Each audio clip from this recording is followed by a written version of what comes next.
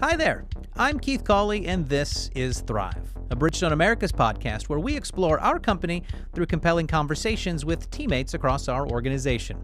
Across our journey together, we've introduced you to a variety of our employee resource groups, or ERGs, to explore more about our corporate culture and the communities within Bridgestone that offer opportunities for connection, networking, service, and more for people with shared interests or life experiences. Today's ERG Spotlight is Bravo, our Bridgestone Americas Veterans Organization, which, as their name explains, brings together teammates who served in the military or who have military connections. We talked to two of the group's leaders, Joe Bailey and Marty Morrison, about the primary objectives of Bravo and the work it does to engage veterans and allies both in and outside of Bridgestone. We hope you enjoy this conversation. Well, we are joined today by Joe Bailey across the table from me, and then to my right in the middle of the table, Marty Morrison, and we are here to talk about Bravo, which is the Bridgestone Americas Veterans Organization, another one of our employee resource groups. So thanks so much, both of you, for taking the time to join us and to talk through some things today. Thanks for having us. Yeah, absolutely. And so we'll give the titles, the backgrounds a little bit here. So Joe is Senior Project Manager in TPSB, which is Nizar Trigi's org of technology, innovation, solutions, businesses, and the like, but also president of Bravo, correct? Correct, yeah. So the top of the top across the table, not to be outdone, the vice president of Bravo is Marty, and you are HR and Payroll Operations Program Manager at Bridgestone as a day job. Absolutely. Fantastic. Well, let's start to get to know each of you a little bit, if that's all right. So, Joe, we'll go across the table, but your background, I guess, in general, in your career path, and then maybe a little bit about what you do at Bridgestone and how Bravo plays into all of that. Yeah, certainly. So, once again, thank you for having us, Keith. Sure. We really appreciate the time this morning. Yeah. So I'm a former Navy lieutenant, served 10 years. I was on board reconnaissance aircraft, P-3s, and did 3 deployments over in the Middle East. So really proud of my service and all the folks that I served with over there. And then I actually got recruited to General Electric after the military, and then went to Asurion, and now here I'm at Bridgestone. So very thankful for that. I started out in the commercial emerging technology group. Always in kind of a project management role when you started at GE and then Asurion? Good question. At GE, I was more operations, manufacturing. We manufactured steam turbine engines, jet engines, gas turbine engines. You're on the big size stuff over there. Yeah, the big stuff. I know they got some appliances, and they've got some jumbo jet action. Oh yeah. So that was really cool. Really enjoyed it. But that was more operations focused, logistics and quality focused. Gotcha. I really didn't start expanding more into project management until Asurion, and I did a lot of international travel, helping set up supply chain operations over in Asia as well as South America, and that's where I feel like I really honed my project and program management skills. Well, good. Well, we need it because we got a lot of things going on at Bridgestone, like we've talked about on the podcast before. But, absolutely. Glad to have you there. Thank you. Marty, what about you? What's your path, your background? Sure. So I was very fortunate to spend about 27 years in the Air Force. Not to interrupt, will we have a nice little rivalry? Is this? I know we're all proud of the branches, right? So is this going to be a little back and forth? Most definitely. I do want to say love the Navy, our Air Force, our Army and Marine Corps, but I did 27 years, Joe maybe 10. So I just wanted to point that out to get started. Of course, all in good fun. Sure. But 27 years, it was a fantastic opportunity. I was a pilot. I started out in airlift aircraft, flew C-141s and C-17s, and then transitioned into the air refueling business, flew KC-10s and KC-135s, and along the way had the opportunity to do multiple deployments and participate in some combat operations. So very proud of that as well. Our family decided to retire in 2014, and we had always wanted to come to Nashville. So came here, went to work for a consulting company doing project management, and the company's biggest client was Bridgestone. So I came out to Bridgestone, started doing some projects there, and was very happy that it transitioned into a teammate role. So I did some project management, and then got into some operations. Did that for a while, and then transitioned back into program management. There you go. Well, so I want to explore a little bit about the trends. I think that's one of the topics we always, at least I'm always curious about, right? Is you are in something so focused in one aspect of a career for so long, transitioning out of that to something completely different. But before we get to that, I mean, a little bit about Bravo. So what is Bravo as far as an ERG goes, and who were the groups that you look to engage? Yeah, absolutely. So it's Bravo stands for Bridgestone America's Veterans Organization. And we actually started in 2017, shortly after BWIN. So we're just really proud of that, and really kudos to Todd Thiel, Jason Wygand, Matt Hilario, Chin Brown, and of course Matt Metzlars. Right? These are the OGs. They were the Bravo. OGs. I'm telling you, in 2017, and I was really blessed and fortunate to meet with them shortly after I came to Bridgestone. Nice. But really, they formed that charter and got the executive approval. So. Yeah, it was just a really exciting time, when I came into Bridgestone and got to be a part of the group. I tell you, our mission really is to engage teammates in the fellowship of service. I think what you'll find, Keith, with most veterans, service is in our heart. Yeah. And so we wanted to continue that, right? Just in a different chapter of our life. And our three strategic pillars are membership and recruitment. Of course, hopefully that leads to retention. We have our community service events, and then our regular events that are a little more centered around, veteran-centric. So yeah, that's Bravo in a nutshell. And I tell you, we have over 200 active members, and we are expanding into BSRO this year. That's been the name of the game, for 2022. We are thankful for our partners there in BSRO. Yeah, I think that's, as we talk to a lot of our ERGs, that's been this opportunity seen kind of in the challenge of the pandemic, right? Sure. Technology is allowing us to be connected more remotely, and it's been able to increase what used to be in a room together at an office building to start, but now been able to grow and connect across the remote space and grow into the larger geographical footprint for all of these, which is great. Yeah. I think Marty, he kind of laid out the objectives and everything. What was your experience? Like, I guess for both of you, how did you get into, you said you talked to them originally. Had you come from places previously, I guess if you were in a consulting firm, but GE and Assurant, did they have veterans resource groups? Is this something you had been affiliated with in some form? So the consulting company I was with did not necessarily have a group, but when I came out to Bridgestone, it was before Bravo existed, and so it was really neat. I think back to people like Sarah Daly and Todd Thiel and James Whitfield. Veterans just had that connection, and we just got together organically. We would share meals together, we would talk and share our experiences. So that was great, and that was before Bravo. And then I just want to also offer, it is always the right time to become part of Bravo. And I hold myself out as a great example. When Bravo first stood up, I was initially involved and connected.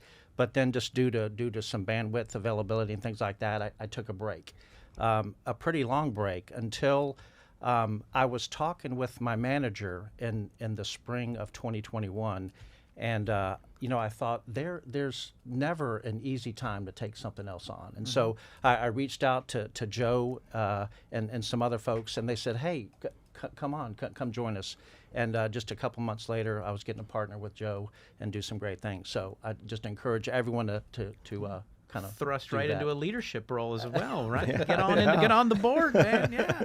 No, it's great. And of course, as we talk about, you've got a lot of the teammates that you've named are also veterans, past service members, but that's not only who it's for, right? You've got a wide range of other employees that can engage in this because of connections around and with veterans, right? Certainly. And really, we really appreciate those folks who are our friends and allies. One of the challenges, Keith, that started in 2017 with Bravo, we would constantly have people contact us and say, hey, I really like what you're doing. I love what you stand for, doing community service events. But I'm not a veteran. Mm-hmm. And so we were like, oh my gosh, that doesn't matter, right? Yeah. That we would have folks come up and say, my grandfather served, my sister served. Can I come join? Can I come, be a part of it? And we're like, certainly. So that's what we're all about, just trying to give back and primarily be a service organization. And in a way, it is those friends and allies who weren't veterans that we really appreciate the most, because it's just their heart for service and to be connected means so much to us. And just to show how much Joe and I value that, Matt is our secretary. Shannon Kennedy is our treasurer, and they are not veterans, but they have family that was, and they have a spirit for Bravo. So we really appreciate that. Yeah. Well, I think that's we talk about allies with each of our ERGs, right? And I mean those come in different shapes and forms, but I think particularly when people think of the military, there's the person serving, or maybe multiple people in a family serving, but it's also a military family, and you hear stories of people traveling all over the country as they get moved into different posts, and there's that community as well, that not just for the people serving, but also for the families who have people serving, and the bonds that are formed and those experiences, right, to be able to have the network to share with that as well. So it's good. It's all inclusive, right? Yeah. So true, Keith. And to your point, our Bravo spotlight for this month is Jennifer Hill. She's the spouse of a gentleman who's deployed with the Tennessee Army Guard, and doing great things for Bridgestone, and very heavily involved in Bravo. Yeah. Well, let's talk a little bit about the transition period, because I think there's a couple of questions that I'm always curious about. And a lot of times you meet former service members, for veterans, and they're in maybe sometimes consistent roles. There's things that maybe play to strengths, project management being one, things that are in operations, as you mentioned as well, Joe, things that are very regimented, also very organized. Like there seems to be somewhat of a theme there, so to speak. But the transition, obviously, there's different experiences for different individuals. I don't know if you either feel comfortable sharing on the challenges or the things that you experienced during your own transitions from military life to civilian life, I think is the term, right? Yeah. And I was curious about that, because I got to spend a little bit of time a couple of years ago with two teammates from our Wilson plant. And one had transitioned, a few decades ago, and the other one was a little bit more recent, and they had kind of formed a mentor-mentee role where one was helping the other through it. And it's just kind of something you live through and figure out. But what was the experiences, I guess, for each of you with that? Yeah, so my experience, it was very interesting, Keith. It was over 20 years ago. And at that time, honestly, the military didn't have that great of a transition plan, for folks exiting. My experience was my last duty station, I was at Naval Air Station Corpus Christi. I had about an 8-hour course of, hey, here's some paperwork, here's some websites. Good luck, and thanks for playing. It's been great having you. It's been great having you, Joe. But honestly, that was my experience, and I am so thankful for many of the organizations that we work with.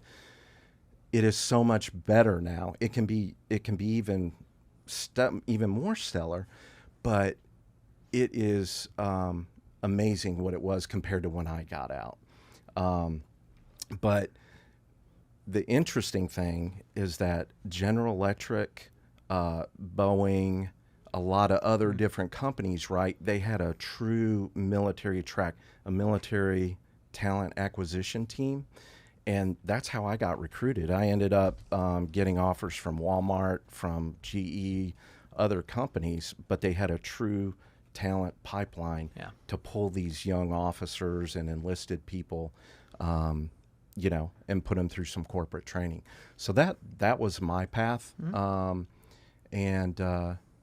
It was overall, I wish it would have been a little bit better, coming out of NAS Corpus, but I think it may have been a little bit different for Marty. I was gonna. you I know? mean, I have curiosities just in Yeah. you're flying jets. Your day to day is maybe a little bit different than Yeah. now you're kind of managing programs and projects and what when you would have been in an office before. But that's quite a change in direction, right? It is, and it's interesting because I think when most people come out of the military, there's kind of two big things that push them a direction. One is, what do I want to do, and where is that going to take me? The other is, if you definitely have a location in mind, it's what can I do there? And I was in the latter category. We definitely wanted to come to Nashville. We had extended family in the area, knew it was a great town. And so I looked for that transferable skill. It was project management, and went right into that. So it was challenging because there wasn't a specific support structure set up. At that point, even though it was a bit after Joe's transition, you're really just reaching out to your friends who have gone before you to get help. And so there's really nothing, no specific construct set up. And that's why Joe and I are so happy to partner with some of these foundations that Bridgestone is coming together with, like the Commit Foundation. We got together with them in February, the Honor Foundation in April, and we have additional companies reaching out to us all the time. They want to establish a partnership with Bridgestone, and truly it's a win-win, and that's why Joe and I are so passionate about that. Is we want to be a part of setting up that enduring foundation of assertively bringing that veteran talent into Bridgestone. And so it's going to be a win for our enterprise to get the talent, and it's going to be a win for those who need to make the transition. As we talk about transitions, and I mean, you mentioned you started at GE and then Asurion, and then when you come to Bridgestone, there's others that have had this shared experience. But how did you, I guess, find them at Bridgestone, or did they find you, so to speak? Oh, Keith. They found me. They found you.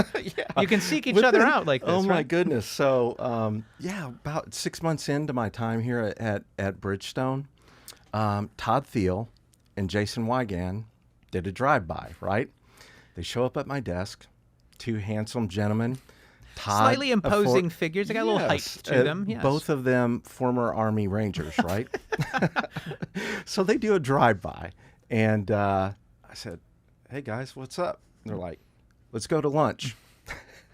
It's more of an order, not a request, right? You don't say And I'm no. like, hey, look, I was in aviation. Everything's cool, guys. But no, we went out to lunch, and it was extremely valuable. That's when I really got the true heart of Bravo, because they took me out to lunch. I was 6 months into a new job, a new corporate environment. They took me to lunch, and they gave me some tips and pointers and even further contacts to build my, professional network. And Keith, I think that's the real true value of our ERGs, is that, you can have that immediate connection with folks, especially, in the veteran organization. So it's extremely important, and we're thankful that Bridgestone allows us to do this. And thankful for the DE&I organization that we're all a part of. Yeah, well, and I mentioned a little bit about some roles and some skill sets, right? I think let's explore that a little bit. I know, at the golf tournament every year in Akron, Ohio, at Firestone Country Club, there's usually a military appreciation ceremony, and we celebrate, the support that Bridgestone, but the community always gives. But I know we're a part of the Veterans Jobs Mission, which is a group of companies, corporate entities that have committed to making sure that they're hiring or making pipelines available to track veterans in as they make that transition. And so are there certain skill sets, I guess, in your own experiences or as you talk to other veterans that are a good fit for the corporate world? Like what does the corporate world have to offer, but also what are the real skill sets that the veterans transitioning have to offer the companies? Yeah, certainly. So, I tell you, coming out of the military, definitely you learn selfless service, leadership skills, the ability to deal with ambiguous situations in very stressful situations. We call that ambiguity the fog of war. Yeah. So you will find that, these brave young, men and women, they have that in spades. The the challenge is just getting them into the right position, letting them perform, and give them some of that corporate structure and background. And we can teach them the tire business, right? We can teach them that. But those leadership skills, attention to detail, integrity, the ability to show up, right? Those are key things that veterans will always bring to the table. We can teach them everything else, but that's what I feel really translates into the corporate world. Well, Adam Balfour, if he's listening, will be like, let's talk more ethics and compliance and integrity. That's his wheelhouse right there. We can talk about that all day. What about in your experience, Marty? Yeah, totally agree with what Joe laid out. You know, as I came into Bridgestone and got settled in as a teammate, I was so gratified because in the Air Force, the 3 core values are integrity first, service before self, and excellence in all we do. And it became very clear to me within a couple of months that those same values exist at Bridgestone. People act with great integrity. Compliance is part of that. And they put others before themselves. They put the team first, always willing to help each other out. And then when we think about excellence, everybody comes to work with the goal of doing their best. And so I felt very much at home at Bridgestone. And you talked about some of the organizations that have reached out to you to help provide guidance and consultation with transition. Looking through some of the Bravo communications and some of the activities that you all have done. I know you were at the National VFW convention recently. You engage a lot in these groups proactively outside of Bridgestone that are in the veterans community. How do you decide kind of where to play and where to partner, or what are your objectives when you engage with entities like that? No, that's a wonderful question, Keith, because I tell you, I look here at my great friend Marty. We get solicitations. I mean, several in a week. And the challenge is always coming back to what is our mission, right? Does it fit in one of the 3 pillars? Is it a positive representation of veterans? Is it a positive representation of our brand? And so that's what we always come back to, our core values and looking at the E8 commitment. Can this be a form or a forum that will be a positive reflection on veterans and our company?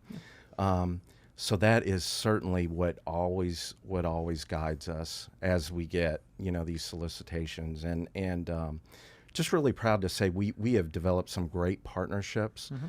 Operation Stand Down Tennessee, phenomenal organization. We have our Honor Foundation, the Commit Foundation, of course the VFW, and I'm proud to say Marty's been helping me. We're making some inroads into the VA at a very high level, like at a executive, an executive level. Just a connection level. Yeah.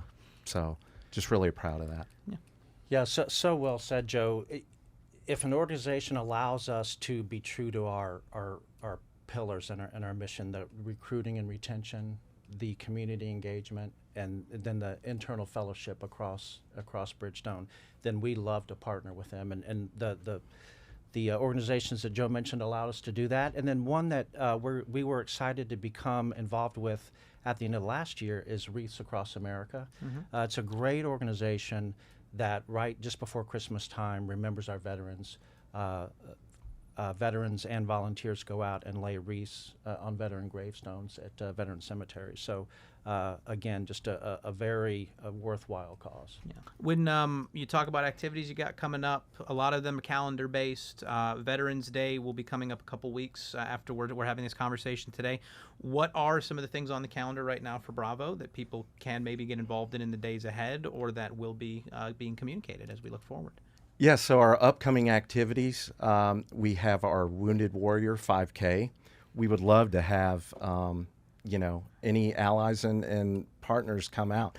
I think Marty may be in better shape for that than me right now. I can be an ally in the idea of cheering from the side. Okay. I'm an ally to runners over here, yes. That's right. That's right. So we do want to talk a little bit about our Veterans Day event, which is going to be on November 11th, that Friday.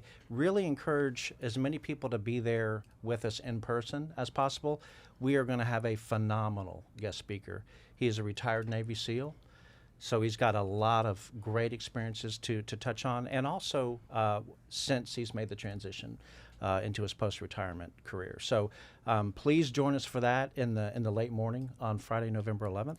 And then in addition to the Wounded Warrior 5K that Joe mentioned, anticipate in the mid-December timeframe that we'll be sending out communications for Wreaths Across America. So we'd love to have everybody join us for that as well. And you mentioned expanding into retail this year, which is a big step. How are we going about engaging and creating that first touch point now for the retail population? Absolutely. So we've I tell you, Marty and I, when we sat down in January, we were planning out a lot of our events and just looking at the strategic goals for the organization. We are really thankful for our BSRO partners. Michael Allison has been a awesome partner on the BSRO side, as well as Erica Abila. And so they are helping us cascade our organizational structure, as well as soliciting for champions. And so right now, Keith, we already have 13 people that have already volunteered to start up new chapters, throughout the U.S. And that's been the name of the game this year, is just expanding our footprint and engaging our teammates. Yeah, it's great, and I want to recognize Matt because he really had a heart for this expansion, and so he was there right there with Joe and me to kind of put that groundwork strategy together. So he's got a great passion for that expansion, and we look forward to continuing that. As we had calls with the initial chapter that stood up, it became very, very clear there are people out there all across BSRO and other organizations that are working with veterans, making a difference. People, that have been combat wounded, that have challenges, and doing things with them on their own time, making a phenomenal impact in their communities. Yeah. And one thing I'd like to remind our listeners is we expanded into ATC as well, and CFNA. Good. We have a chapter up in Cleveland. And so, just excited about the work that people are doing. Really good stuff. Yeah, connecting the dots everywhere, right? Creating those communities. Well, thank you both so much for taking the time to share a little bit about Bravo. We got some exciting events coming up, as always, on the calendar, but appreciate being able to learn a little bit more about the objectives, the group of teammates, and what you're all doing. So, Joe, thank you. Marty, thank you. We are thankful. Yeah. Thanks for having us. Yeah. Thank you. We talk often about thriving together as one team at Bridgestone, and our ERGs, like Bravo, continue to be a vital connection point for our teammates, particularly as hybrid and remote work becomes more prevalent and technology allows us to stay more connected more frequently from a distance. If you like this conversation, be sure to check out some of our other podcast episodes featuring other ERGs like Be Next, Be Bold, Be Proud, or Be Unidos. While you're doing that, feel free to leave us a rating or a review in the podcast app of your choice. And remember, you can also watch some of the episodes via the Bridgestone America's YouTube page. And if you have a question or comment, you can always reach us via email at thrivepodcast@bfusa.com. Thanks for listening. I'm Keith Cawley, telling you to keep on keeping on. And remember that at Bridgestone, today, tomorrow, together, we thrive. Be good, everybody.